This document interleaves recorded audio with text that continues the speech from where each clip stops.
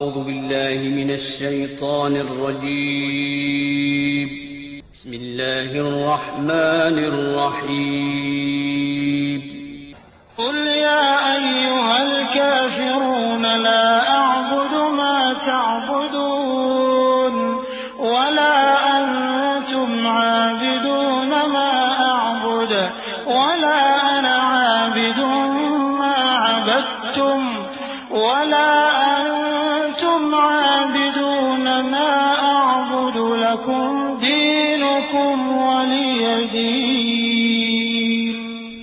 ऐ पैगंबर सल्लल्लाहु अलैहि वसल्लम, कह दो कि ऐ काफिरो, जिन बुतों को तुम पूजते हो उनको मैं नहीं पूजता, और जिस माबूद की मैं इबादत करता हूँ उसकी तुम इबादत नहीं करते।